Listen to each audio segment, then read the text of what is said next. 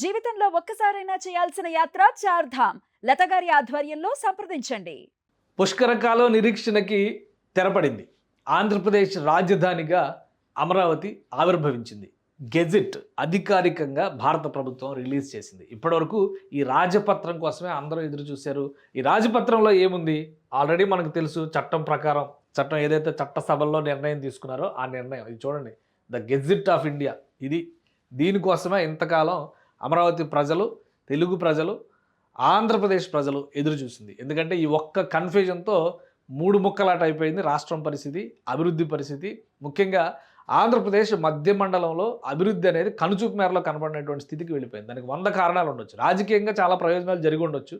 కానీ ప్రజలకు కావలసినది ఏదైతే ప్రస్తుత పోటీ ప్రపంచంలో నిలబడినట్టు కొలవబడేది ఏదైతే ఉందో అదంతా వెనక్కిపోయింది. ఇప్పటికీ శాశ్వత రాజధానిగా ప్రకటన చేసిన తర్వాత అమరావతి వైభవం అందరి కళ్ళ ముందర మెదులుతుంది. రాబోయేటువంటి రోజుల్లో ఒక మహానగరంగా ఇది విలజిల్లుతుందని చెప్పని అందరూ కూడా ఆశిస్తున్నారు. సో అసలు ఇందులో ఏముంది? ఒకసారి మనం చూస్తే అమరావతి గురించి మాట్లాడాలంటే బౌద్ధులు విశ్వవిద్యాలయములు స్థాపించినాడు అని చెప్పారు రాయప్రోలు సుబ్బారావు గారు. అంటే ఆ రోజు నుంచి కూడా ఇప్పటివరకు బౌద్ధులు ఎప్పుడు స్థాపించారు? క్రీస్తు పూర్వం 2-3 శతాబ్దాల్లో అమరావతిలో స్థాపించారు. అప్పటి నుంచి అమరావతి చరిత్రను మనం చూడాల్సింది. ప్రతి తెలుగు ప్రజలు కూడా, ఈ తెలుగు వాళ్ళందరికీ కూడా ఒక గుండెకాయ లాంటి నగరంగా అమరావతి ఒకప్పుడు విరజిల్లింది. అందుకనే అమరావతి పట్టణానికి సంబంధించినటువంటి శిల్ప సంపద గురించి అద్భుతమైనటువంటి కావ్యాలు మా తెలుగు తల్లికిలో కూడా ఆ కవితలో, ఆ పద్యంలో కూడా చాలా క్లియర్గా అమరావతి నగర అపురూప శిల్పాలను రాశారు. ఎందుకు రాశారంటే అంతటి వైభవాన్ని చవి చూసినటువంటి ప్రాంతం ఇది. ధాన్యకటకంగా పిలిచినా, అమరావతిగా పిలిచినా చారిత్రకంగా తెలుగువారి వాంగ్మయానికి అసలైన ఆనవాలు అమరావతి. అలాంటి నగరం ఆంధ్రప్రదేశ్కి రాజధానిగా శాశ్వతంగా గెజిట్ ద్వారా ధృవీకరించారు. బ్రిటిష్ కాలంలో కూడా ఇది ఒక అద్భుతమైన నగరంగా విరజిల్లింది అప్పట్లో. సో అంతే మొత్తంగా చూస్తే రాష్ట్ర ప్రభుత్వం చేసినటువంటి విజ్ఞప్తులు, కేంద్ర ప్రభుత్వం చేసినటువంటి సహకారం, ప్రోత్సాహం అన్నీ కలిపి ఫైనల్ రిజల్ట్ వచ్చింది. 2 సభల్లో ప్రవేశపెట్టిన తర్వాత ఏదైతే ఫార్మేట్లో ప్రవేశపెట్టారో ఆ ఫార్మేట్ని ఆమోదిస్తూ రాష్ట్రపతి ఆమోద ముద్ర వేశారు. కాబట్టి తెలుగు ప్రజలు, ముఖ్యంగా ఆంధ్రప్రదేశ్ ప్రజలు, ఆంధ్రప్రదేశ్ ముఖ్యమంత్రి, ఉప ముఖ్యమంత్రి, మంత్రులు అందరూ ప్రతి ఒక్కరు కూడా కేంద్ర ప్రభుత్వానికి, రాష్ట్రపతికి కృతజ్ఞతలు చెప్తున్నారు. ఇక్కడ చిన్న లాజిక్, ఒక బిల్లు రూపంలో మాత్రమే దీన్ని సభలో ప్రవేశపెడతారు. లోక్సభ దాటి రాజ్యసభ దాటిన తర్వాత రాష్ట్రపతి ఆమోద ముద్ర వేసినాకే అది చట్టం అవుతుంది. సో ఇప్పుడు శాశ్వతమైన పూర్తి స్థాయి చట్టంగా అమరావతికి సంబంధించినటువంటి బిల్లు రూపాంతరం చెందింది. ఇందులో ఏం చెప్పారు? Ministry of law and justice ఇచ్చినటువంటి దీన్ని, ఈ gazette Andhra Pradesh reorganisation amendment act 2026. So ఇక్కడ మార్చారు చూసారా. ఇంతకు ముందర బిల్ అని ఉండేది, యాక్ట్ అన్నారు. ఎందుకంటే చట్టబద్ధం అయిపోయింది. ఇంకా 2 సభల ఆమోదం తర్వాత చట్టబద్ధం అయిపోయింది. ఇందులో కూడా and act further to amend the Andhra Pradesh reorganisation act 2014 దాన్ని అమెండ్ చేస్తూ తీసుకున్నటువంటి నిర్ణయం, be it enacted by parliament in the 77th year of the Republic of India as follows. This act may be called as Andhra Pradesh reorganisation amendment act 2026. 2014లో amendment act జరిగింది, 2026లో amendment act జరిగింది. ఇది Andhra Pradesh reorganisation యాక్ట్కి జరుగుతున్నటువంటి 3వ అమెండ్మెంట్. సో ఇది it shall be deemed to have come in to force on the 2nd day of June 2024. ఇది 2024 June 2 నుంచి అమల్లోకి వస్తుంది. ఎందుకంటే తను ఇంత ముందర బిల్లు ప్రవేశపెట్టినప్పుడు కూడా దీని గురించి చర్చించాం.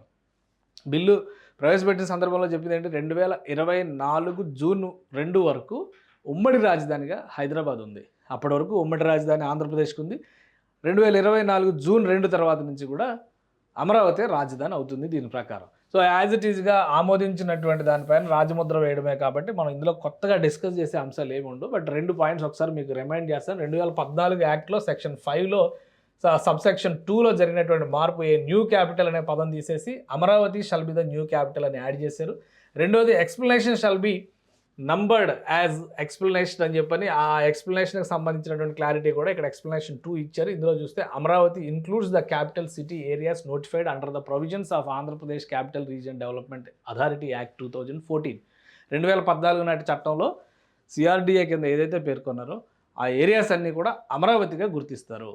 అంటే ఇప్పుడు చాలా లిమిటేషన్స్ ఉన్నాయి. అమరావతి అంటే చిన్న క్యాపిటల్ ఏరియా వరకే మనం చూస్తున్నాం. కానీ అమరావతి మీరు చూస్తే ఆంధ్రప్రదేశ్ మధ్య మండలంలో 90% అమరావతి, రాబోయే రోజుల్లో గుర్తుపెట్టుకోండి. జరగబోయేటువంటి పరిణామం ఏంటంటే ఇది ఆంధ్రప్రదేశ్ మ్యాప్.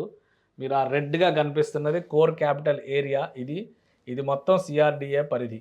సిఆర్‌డిఏ అనేదే మొత్తం అమరావతిగా ఎక్స్‌ప్లనేషన్ ఇచ్చారు కాబట్టి ఇదంతా కూడా అమరావతిగా మారుతుంది.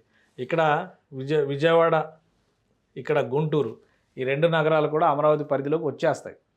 అమరావతి అనేది ఇప్పుడు గ్రేటర్ హైదరాబాద్ అని చెప్పి అంటే అందులో సైబరాబాద్ అనేటువంటి ఒక మున్సిపల్ కార్పొరేషన్, హైదరాబాద్ అనేటువంటి ఒక మున్సిపల్ కార్పొరేషన్, కొత్తగా మల్కాజ్గిరి అనేటువంటి ఒక మున్సిపల్ కార్పొరేషన్, 3 మున్సిపల్ కార్పొరేషన్ల సముదాయమే గ్రేటర్ హైదరాబాద్ అని ఇప్పుడు ఎలా చెప్తున్నారో రేపు రాబోయే రోజుల్లో ట్రై సిటీ 3 మహానగరాల సముదాయమే ఏపీసీఆర్డీఏ అమరావతి, అంటే గ్రేటర్ అమరావతి అనేదని ఈ రూపంలోకి వస్తుంది. మీరు చూడండి, మధ్య మండలం అనేటువంటి ప్లేస్ మొత్తం కూడా దాదాపుగా అమరావతి పరిధిలోకి వచ్చేస్తుంది. ఇటు ఉత్తరాంధ్ర అవుతుంది, ఇటు దక్షిణాంధ్ర అవుతుంది, రాయలసీమ ఇక్కడ ఉంటుంది. సో ఒక ఐడెంటిటీనే మొత్తంగా చేంజ్ అయ్యేటువంటి అవకాశం ఉన్నటువంటి ప్రణాళిక అవుతుంది. సో ఇక్కడ దీని గురించి మనం ఈ మావిగన్లు, హూలిగన్లు వీటి గురించి రకరకాల ప్రేలాపనలు వస్తున్నాయి.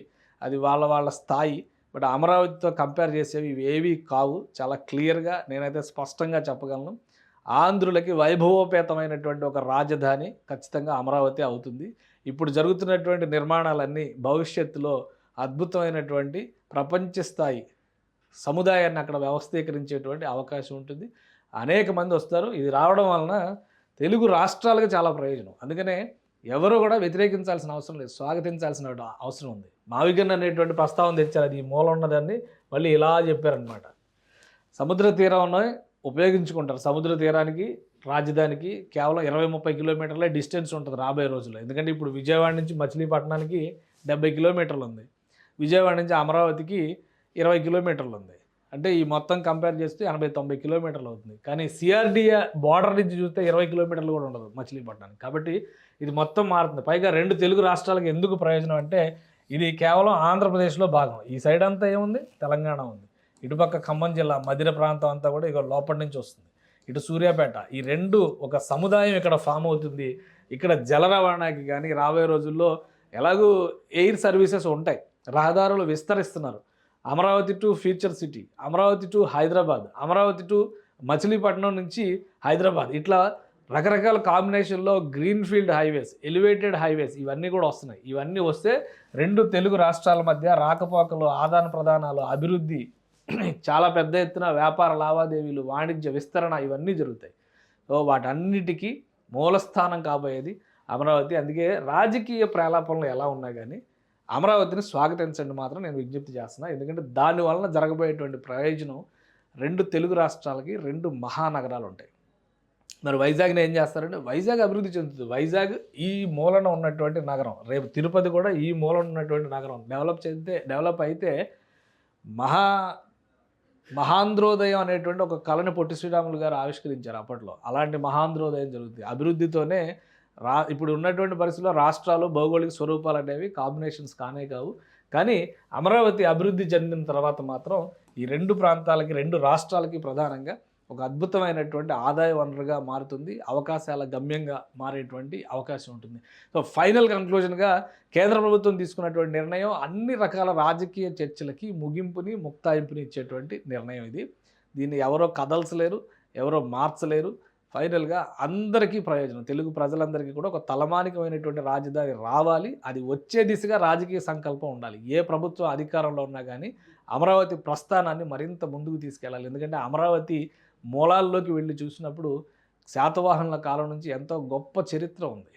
గౌతమిపుత్ర శాతకర్ణి లాంటి వాళ్ళు ఈ నగరానికి బీజాలు వేసినటువంటి మహనీయుల్లో ఉన్నారు. అలానే ఆ వైభవాన్ని చూసేటువంటి క్రమంలో ఒక తెలుగు ప్రజలే కాదు, ఎక్కడో చైనా నుంచి వచ్చినటువంటి హుయాన్ సాంగ్ గురించి మనం చరిత్రలో చాలా చదువుకుంటాం. అదే హుయాన్ సాంగ్ రాసినటువంటి గ్రంథాల్లో అమరావతిలో బౌద్ధ ధర్మాన్ని చదువుకున్నట్టుగా, అభ్యాసం చేసినట్టుగా, అధ్యయనం చేసినట్టుగా ఆయన రాసుకున్నారు. ఆనాటి నుంచి ఉన్నటువంటి గొప్ప చరిత్ర అమరావతి. సో ఇన్ని వేల సంవత్సరాల చరిత్ర ఉన్నటువంటి ఈ భూమి ఇప్పుడు మరొకసారి రాజధానిగా వెలసిల్లేటువంటి అవకాశాన్ని పొందింది. ఆ వైభవాన్ని తీసుకెళ్లేటువంటి బాధ్యత ప్రస్తుత తరాలపైన ఉంటుంది. భవిష్యత్ తరాలకి వాటిని అందించేటువంటి బాధ్యత ఈ తరానికి చెందుతుంది. కాబట్టి రాజకీయ అంశాలను పక్కన పెట్టి రాజధాని అందరి రాజధాని అయ్యేలా, ప్రజల రాజధాని అయ్యేలా ఎవరు అధికారంలో ఉన్నా కానీ కృషి చేయాలని చెప్పని మనం కోరుకోవాలి. అమరావతి వైభవం మరొక 2-3 ఏళ్లలో, ఇప్పుడు చట్టబద్ధత వచ్చిన తర్వాత జరిగేటువంటి పనుల తీరు ఇంకా డిఫరెంట్గా ఉంటుంది. ఇప్పుడు జరుగుతున్నటువంటి వేగానికి మరొక 2 రెట్ల వేగాన్ని చూసేటువంటి అవకాశం ఉంటుంది. ఆ దిశగా 2 ప్రభుత్వాలు సమన్వయం చేసుకొని, 2 తెలుగు ప్రభుత్వాలు సమన్వయం చేసుకుని కేంద్ర ప్రభుత్వం నుంచి రావాల్సినటువంటి ప్రాజెక్టుల్ని రప్పిస్తే కనుక 2 తెలుగు రాష్ట్రాల మధ్య అభివృద్ధి అజేయంగా విస్తరించేటువంటి అవకాశం ఉంటుంది. ఆ దిశగా రాజకీయ ప్రస్థానం సాగాలని అందరం కోరుకుందాం.